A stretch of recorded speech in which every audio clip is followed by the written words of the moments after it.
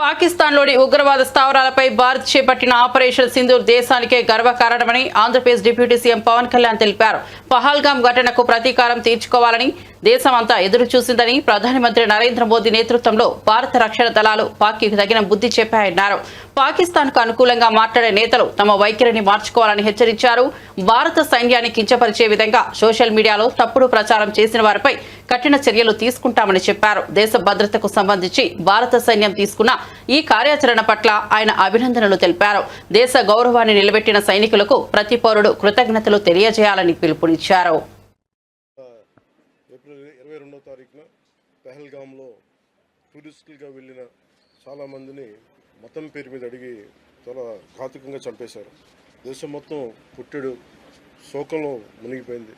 నువ్వు హిందువా కాదా అని చెప్పి అడిగి మరీ చంపేసిన విధానం చాలా చాలా దారుణంగా ఉంది. చనిపోయిన 27 మందిలో కూడా 2 ఆంధ్ర ప్రాంతానికి చెందిన వాళ్ళు కూడా ఉన్నారు. హిందువా ముస్లిమా అనే అర్థం తేల్చుకోవడానికి కల్మా చదవము. ఇంత ఘాతుకంగా చంపిన తర్వాత దేశం మొత్తం కూడా ఒక డెసిసివ్ యాక్షన్, ఒక బోల్డ్ యాక్షన్ కోసం ఎదురు చూస్తుంది.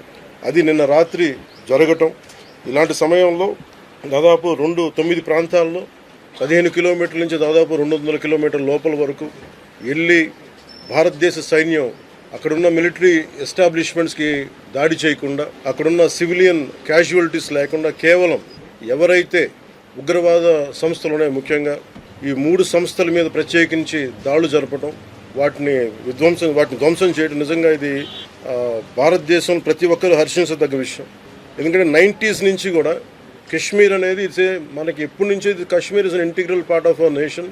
అస్ అన్డినైబుల్ ఫ్యాక్ట్. అది పాకిస్తాన్ ప్రేరేపిత ఉగ్రవాద మూకలు ఇది 90లో కూడా ఇలాగే కశ్మీరీ హిందూస్ని కశ్మీరీ పండిట్స్ని చంపేశారు. ఇట్లాగే చంపేసి కొంతమంది గతంలో కూడా చంపేస్తే అలాగే వాళ్ళని అంత్యక్రియలు చేయడానికి వాళ్ళని శ్మశానం దగ్గర తీసుకెళ్తే అక్కడ కూడా మిగతా కొంతమంది హిందువులను చంపేశారు.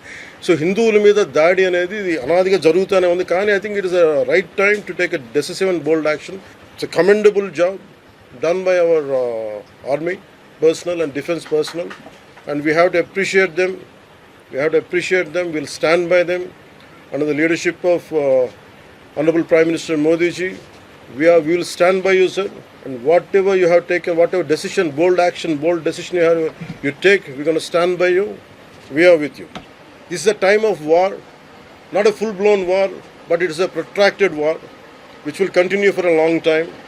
And Pakistan should be taught a tough lesson, because they are the ones who are harboring these terrorists.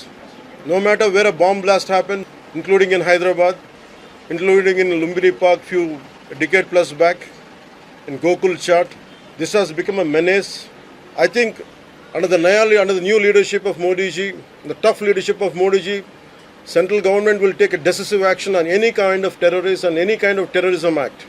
At the same time, I appeal to all the people of our nation, as a civilian person, when military is waging a war, what we have to do?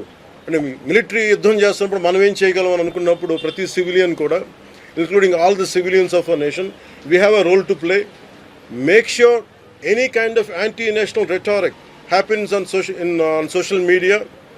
Make sure you give a counter-attack. Make sure they'll be brought to justice. Make sure you'll be conveyed to the relevant cybercrime departments. And also, please make sure we'll file cases on them.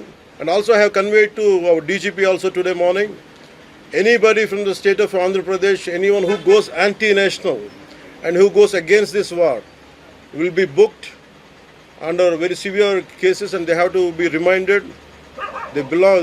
Any kind of attack on a nation from outside or within nation will be taken quite seriously. They have to take this into consideration, and they have, especially celebrities, especially who think their social media influencers, don't comment about army. You don't know the ABC of how to safeguard the borders of this nation. You never know. So, as the dogs are barking right now, simply don't